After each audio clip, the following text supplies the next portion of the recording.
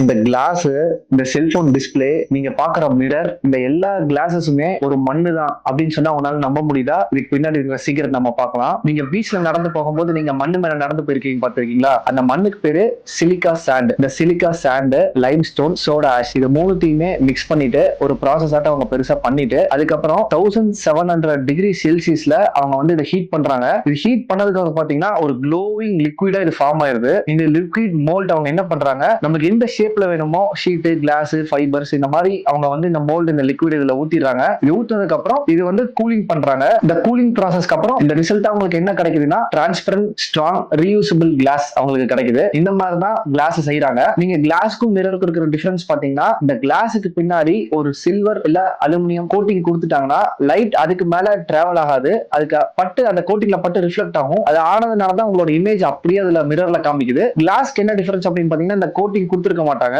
அதனாலதான் உங்க இமேஜ் வந்து பிளர்டா தெரியும். இதுதான் இந்த கிளாஸுக்கும் மிரருக்கும் உள்ள வித்தியாசம். சோ இந்த கிளாஸ் மிரர்ஸ் எல்லாமே மண்ணுனாலதான் ஆனது. சோ அது அடுத்த தடவை நீங்க மொபைலையோ கிளாஸையோ ஹோல்ட் பண்ணிருக்கீங்கன்னா ஒரு சாண்ட் ஒரு ஸ்ட்ராங் ஃபயர்னால ஆன ஒரு கண்டென்ட் தான் நீங்க கையில வச்சிருக்கீங்கன்றத தெரிஞ்சுக்கோங்க. இந்த மாதிரி இன்ட்ரெஸ்டிங் ஃபேக்ட்ஸ் தெரிஞ்சுக்கிறதுக்கு நம்ம சேனலை சப்ஸ்கிரைப் பண்ணுங்க.